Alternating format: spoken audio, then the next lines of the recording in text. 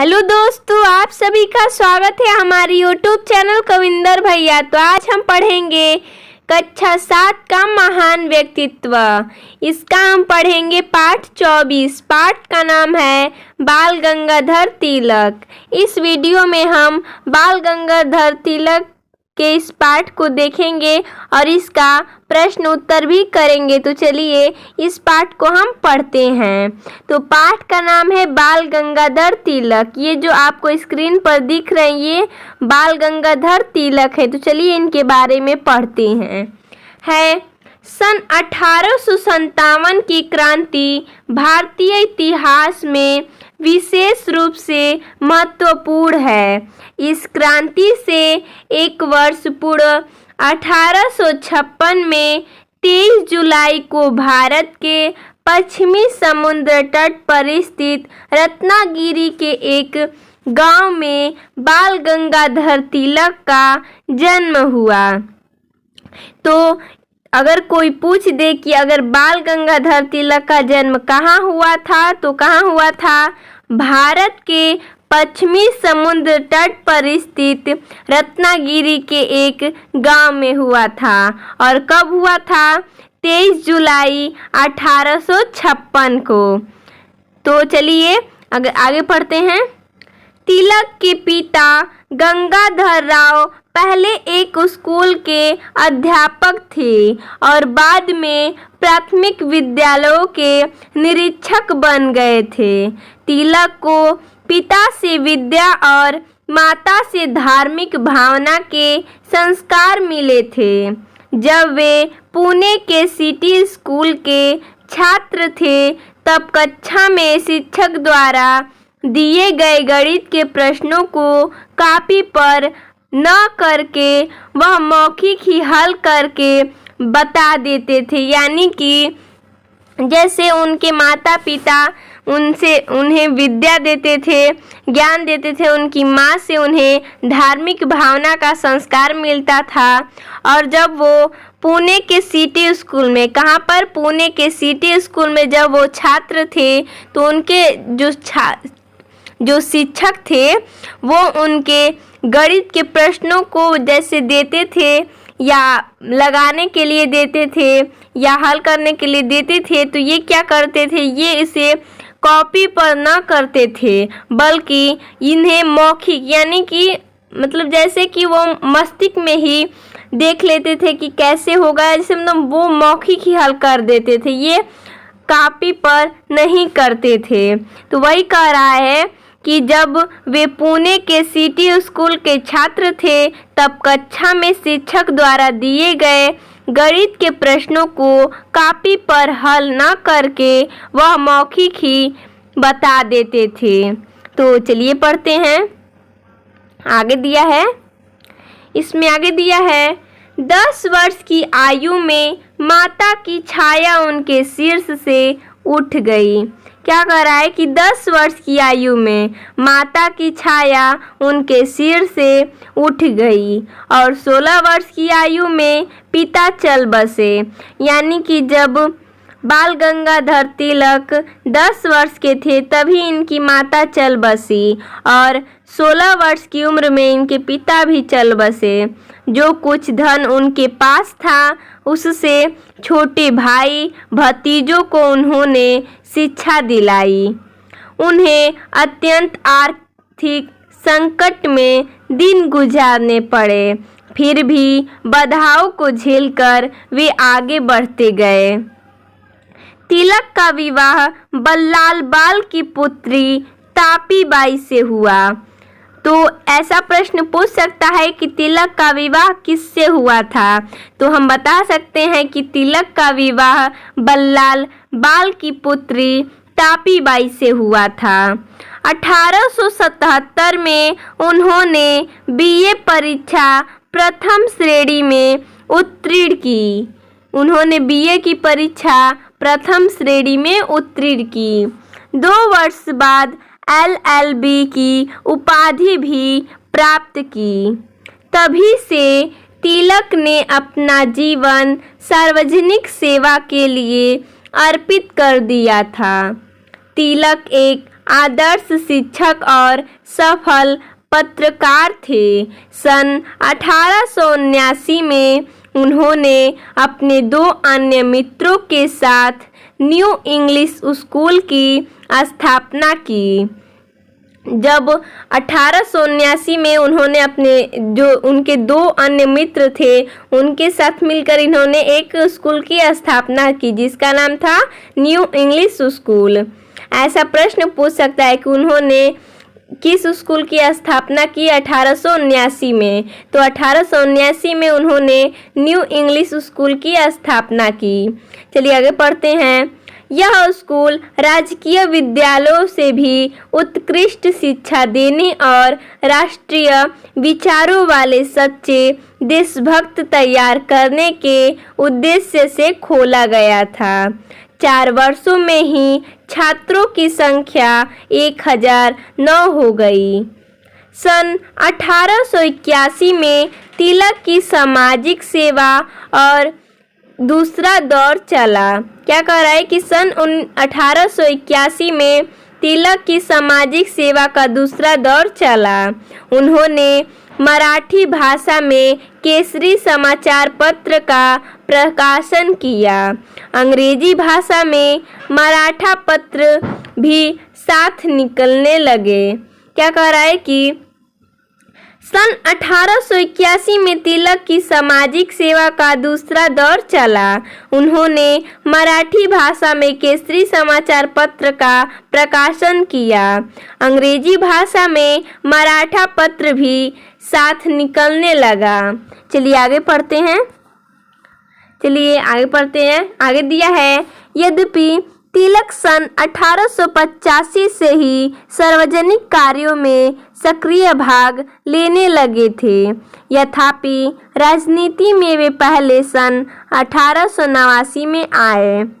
तो देखिए दोस्तों, ऐसा प्रश्न पूछ सकता है कि जो बाल गंगाधर तिलक थे वे राजनीति में कब आए।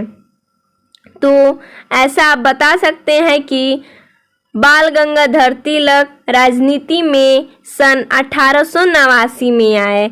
इस वर्ष उन्होंने मुंबई में आयोजित कांग्रेस तथा मुंबई प्रदेश कांग्रेस के अधिवेशन में भाग लिया। यह संवैधानिक आंदोलनों का युग था। समाज सुधारकों का दल अंग्रेजों का तीव्र विरोध नहीं कर रहा था, परंतु तिलक जनता को उत्तेजित कर खुलकर विरोध करने के पक्ष में थे। तिलक के प्रस्ताव पर दक्षिण शिक्षा समाज नामक संस्था बनाई गई। जो बाल गंगाधर तिलक ने प्रस्ताव किया था उसी पर एक संस्था बनाई गई। कौन सी संस्था बनाई गई? दक्षिण शिक्षा समाज नामक संस्था। तिलक पहले राजनीतिक स्वतंत्रता चाहते थे, फिर समाज सुधार, किंतु उनके मित्र समाज सुधार को प्रथम स्थान देते थे। इसी बात को लेकर मित्रों में मतभेद हुआ और तिलक ने दक्षिण शिक्षा समाज से त्याग पत्र दे दिया। कांग्रेस के सदस्य यद्यपि मिलजुल कर काम करते थे, यथापि उनमें भी मतभेद शुरू हो गए थे। सन 1907 में कांग्रेस का अधिवेशन सूरत में हुआ था। तो देखिए दोस्तों, इसमें बता रहा है कि कांग्रेस का अधिवेशन कहाँ हुआ था, तो सूरत में हुआ था। और कब हुआ था, तो 1907 में हुआ था। और आगे दिया है, इसमें कांग्रेस के सदस्यों में ही परस्पर फूट पड़ गई और कांग्रेस 2 दलों में बट गई। पहला उदारवादी दल और उग्रवादी दल। गोपाल कृष्ण गोखले उदारवादी दल में थे और तिलक उग्रवादी दल में थे। तिलक उस समय की अन्याय और अत्याचार पूर्ण अवस्था में शीघ्र परिवर्तन लाना चाहते थे। वे बार बार राजनीतिक स्वाधीनता और विदेशी माल के बहिष्कार के संकल्प दोहराते थे, किंतु उदारवादी दल के सदस्य तत्कालीन नियमों में ही सुधार के पक्षपाती थे। तिलक पर अंग्रेजों द्वारा कई बार राजद्रोह का आरोप लगाया गया। इन पर राजद्रोह का पहला मुकदमा केसरी में प्रकाशित उनके लेख वीर पूजा के कारण चलाया गया था, परंतु न्यायालय के निर्णय के बाद भी तिलक ने यही कहा कि मेरे लेख से राजद्रोह की कोई झलक नहीं मिलती, मैं निर्दोष हूँ, ऐसा बाल गंगाधर तिलक ने कहा था। न्यायालय द्वारा उन्हें 18 माह की कठोर सजा दी गई। जनता ने इस दंड को न्याय की हत्या घोषित किया और उनकी निंदा की। कई अंग्रेज तथा भारतीय विद्वानों ने तिलक की रिहाई की मांग की और निश्चित तिथि से 6 माह पूर्व ही उन्हें रिहा कर दिया गया। इस बीच उनका स्वास्थ्य बहुत गिर गया था। सरकार की तिलक पर कड़ी नज़र थी, किंतु तिलक भी राजनैतिक स्वतंत्रता पाने के लिए कमर कस चुके थे। देश के नव युवकों का समर्थन व सहयोग उन्हें प्राप्त था। कोलकाता में होने वाले कांग्रेस अधिवेशन के अवसर पर एक सार्वजनिक सभा में गीता पर उनका भाषण सुनकर छात्रों ने उन्हें मानपत्र दिया तथा उनका निर्देशन प्राप्त करना चाहा। तब से वे लोकमान्य कहे जाने लगे। तो दोस्तों, अगर ये भी क्वेश्चन पूछ देता है कि लोकमान्य किस नाम से जाना जाता है, कौन लोकमान्य किसे जाना जाता है, लोकमान्य नाम से किसे जाना जाता है, तो आप बता सकते हैं कि लोकमान्य नाम से बाल गंगाधर तिलक को जाना जाता है। चलिए आगे देखते हैं। सन 1908 में उन्होंने नशाबंदी आंदोलन चलाकर सरकार की आबकारी नीति का विरोध किया। इसी प्रकार नमक पर कर का भी उन्होंने विरोध किया। गांधी जी का नमक सत्याग्रह भी इसी समय प्रारंभ हुआ। महाराष्ट्र की जनता इस समय नमक कर से बहुत असंतुष्ट थी। तिलक बड़े दूरदर्शी थे। वे जानते थे कि कांग्रेस के केवल पढ़े लिखे तथा धनी वर्गों तक ही सीमित रहने से उनका उद्देश्य पूरा नहीं होगा। वह देश की स्वतंत्रता चाहते थे। यह तभी संभव था जब कांग्रेस को आम जनता के साथ जोड़ा जा सके। उन्होंने साधारण जनता की आवश्यकताओं को ध्यान में रखकर अनेक कार्यक्रम चलाए। गणपति उत्सव तथा शिवाजी उत्सव, इन 2 सामूहिक कार्यक्रमों के माध्यम से उन्होंने भारतीय जनता में आत्मविश्वास जागृत किया और उनका मनोबल बढ़ाया। ये उत्सव ही राजनैतिक चेतना के केंद्र बन गए। उन्होंने धार्मिक उत्सव का आधार लेकर राजनीति की जड़ें मजबूत की। इस प्रकार तिलक को स्वदेशी आंदोलन का सच्चा जन्मदाता कहा जाता है। चलिए आगे पढ़ते हैं। आगे दिया है 1908 में केसरी में उनका एक लेख छपा, देश का दुर्भाग्य। इस लेख के कारण उन पर फिर राजद्रोह का आरोप लगा। तो दोस्तों, ये प्रश्न पूछ सकता है कि केसरी में उनका एक लेख छपा था, कौन सा, तो देश का दुर्भाग्य। ये कब छपा, तो 1908 में। तो उन्हें 6 वर्ष की सजा भोगनी पड़ी। तिलक पर लगे राजद्रोह के झूठी आरोप को सुनकर भारत के मजदूरों ने 6 दिन की हड़ताल की। भारत के मजदूर आंदोलन के इतिहास में यह प्रथम हड़ताल थी। तिलक को वर्मा यानी कि म्यांमार के मांडले जेल में भेज दिया गया। जेल में तिलक को एकांकी जीवन बिताना पड़ा। वहां उन्होंने गीता रहस्य नामक विश्वविख्यात पुस्तक लिखी। तो दोस्तों, ये प्रश्न पूछ सकता है कि गीता रहस्य नामक पुस्तक के लेखक कौन हैं, तो आप बता सकते हैं कि बाल गंगाधर तिलक हैं। इस पुस्तक ने देश की राजनीति को स्वराज्य की ओर उत्प्रेरित किया। तिलक ने जनता को बताया कि कर्म का राष्ट्रीय फल स्वराज्य है। तिलक में असीम सहिष्णुता थी। देश के लिए उन्होंने अनेक यातनाएं भोगी। जब वह मांडले जेल में थे तभी उन्हें अपनी पत्नी के निधन का तार मिला। उस समय उन्होंने अपने बच्चों को आश्वासन भेजा कि जब स्वयं उनके माता पिता की मृत्यु हुई थी तब वे बहुत छोटे थे, अतः बच्चों को उनसे शिक्षा लेनी चाहिए और अपना समय शोक में नहीं व्यतीत करना चाहिए। जब बाल गंगाधर तिलक जेल में थे तब उनको पता चला कि उनकी पत्नी का निधन हो गया है। तब वह अपने बच्चों को पत्र भेजे कि तुम लोग दुखी मत हो, तुम लोग शोक में नहीं व्यतीत करो, तुम लोग जैसे मैं भी छोटा था तभी मेरे माता पिता की मृत्यु हो गई थी। तुम्हें हमसे शिक्षा लेनी चाहिए और अपना समय शोक में नहीं व्यतीत करना चाहिए और साहस के साथ परिस्थितियों का सामना करना चाहिए। जेल से छूटने के बाद वे पुनः देश के सेवा में लग गए। उन्होंने जनता को स्वशासन की प्रेरणा दी और होम रूल लिंग की स्थापना की। वे देश में अपना शासन और अपनी व्यवस्था चाहते थे। सन 1906 में मुस्लिम लीग बन चुकी थी और विदेशी शासन उसे कांग्रेस के विरुद्ध भड़का रहा था। दोस्तों, ये भी प्रश्न पूछ सकता है कि 1906 में मुस्लिम लीग की स्थापना कब हुई? तो आप बता सकते हैं कि 1906 में हुई थी। कब हुई थी? 1906 में हुई थी।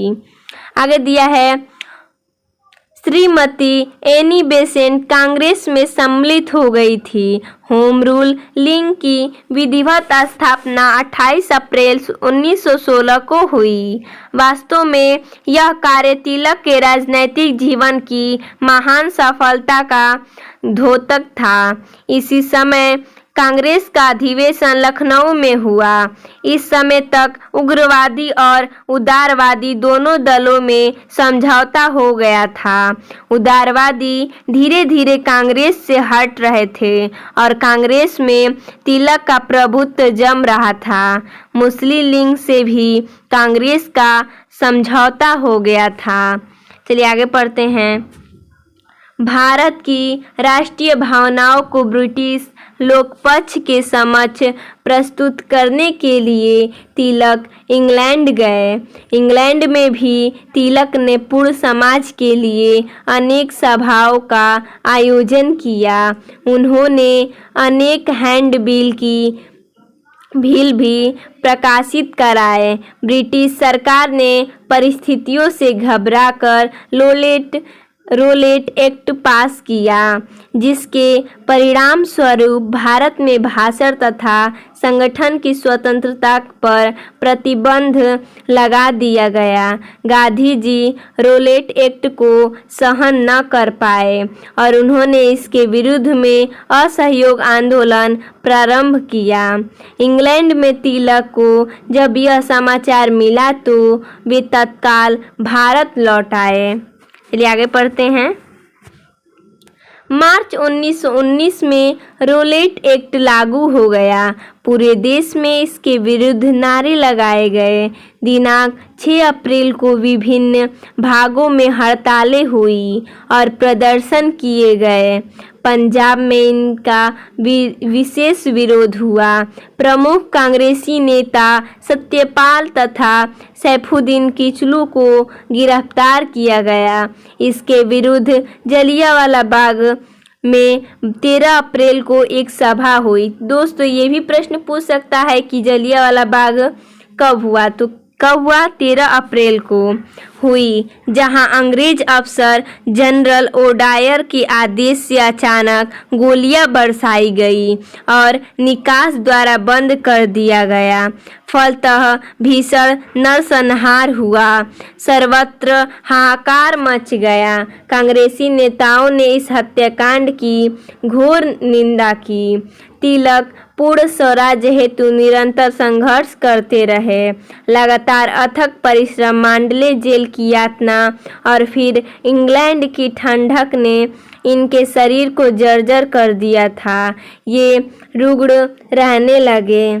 जुलाई 1920 ईस्वी के प्रारंभ में उन्हें मलेरिया हुआ। अंतिम सप्ताह में निमोनिया हो गया और उनकी आगे दिया है और उनकी इसमें देखिए दिया है कि और उनकी दिया है इसमें कि और उनकी दशा बिगड़ने लगी। बुलंद आवाज मंद पड़ने लगी। दृष्टि और श्रवण शक्ति मंद हो गई।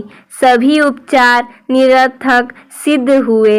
अंततः 1 अगस्त 1920 को भारतीयों को पूर्ण स्वराज हेतु उत्प्रेरित कर भारत माता का यह सपूत सदा के लिए सो गया। इनकी मृत्यु के अवसर पर जम्मू समूह की बाढ़ को देखकर विट्ठल भाई पटेल ने कहा था, राजनीति को आराम कुर्सी वाले राजनीतिज्ञों ने जनता तक ले जाने का श्रेय लोकमान्य तिलक को ही है। उनकी उंगली राष्ट्र की नाड़ी पर थी। वह जानते थे कि स्वतंत्रता संग्राम में त्याग और कष्ट झेलने की क्षमता जनता में कितनी है। इसलिए उन्होंने राष्ट्रीय आंदोलन को आगे बढ़ाया। वे सच्चे अर्थों में भारत के निर्माता थे। तो दोस्तों इसमें प्रश्न पूछ सकता है कि बाल गंगाधर तिलक का निधन कब हुआ था। तो 1 अगस्त 1920 को हुआ था। कब हुआ था? 1 अगस्त 1920 को हुआ था। दोस्तों हमने इसकी कहानी पढ़ी और इसका हम अब प्रश्न उत्तर देखेंगे। चलिए अभ्यास प्रश्न देखते हैं। पहला प्रश्न है इसमें, बाल गंगाधर तिलक का जन्म कब और कहाँ हुआ था? तो इसका उत्तर हो जाएगा बाल गंगाधर का जन्म 23 जुलाई 1856 ईस्वी को भारत के पश्चिमी समुद्र तट पर स्थित रत्नागिरी गांव में हुआ था। चलिए अगला देखते हैं 2 नंबर। 2 नंबर है, बाल गंगाधर तिलक स्वराज्य के मंत्रदाता थे। इस कथन की पुष्टि कीजिए। तो इसका उत्तर हो जाएगा, जेल में तिलक ने गीता रहस्य नामक विश्वविख्यात पुस्तक लिखी। इस पुस्तक ने देश की राजनीति को स्वराज्य की ओर उत्प्रेरित किया। तिलक ने जनता को बताया कि कर्म का राष्ट्रीय फल स्वराज्य है। चलिए 3 नंबर देखते हैं। 3 नंबर है, बाल गंगाधर तिलक ने किन पत्रों का संपादन किया? तो इसका उत्तर हो जाएगा, बाल गंगाधर तिलक ने मराठी भाषा में केसरी समाचार पत्र तथा अंग्रेजी भाषा में मराठा पत्र का भी संपादन किया। चलिए अगला देखते हैं 4 नंबर। 4 नंबर प्रश्न है, भारत की स्वाधीनता के लिए तिलक के योगदान का वर्णन करिए। इसका उत्तर हो जाएगा, राजनीति को आराम कुर्सी वाले राजनीतिज्ञों से जनता तक ले जाने का श्रेय लोकमान्य तिलक को ही है। इनकी उंगली राष्ट्र की नाड़ी पर थी। इसलिए ये जानते थे कि स्वतंत्रता संग्राम में त्याग और कष्ट झेलने की क्षमता जनता में कितनी है। इसलिए इन्होंने राष्ट्रीय आंदोलन को आगे बढ़ाया। वे सच्चे अर्थों में भारत के निर्माता थे। तो दोस्तों इसमें इतना ही क्वेश्चन दिया था। तो आपको हमारा कहानी कैसा लगा आप हमें कमेंट करके ज़रूर बताइएगा। धन्यवाद दोस्तों।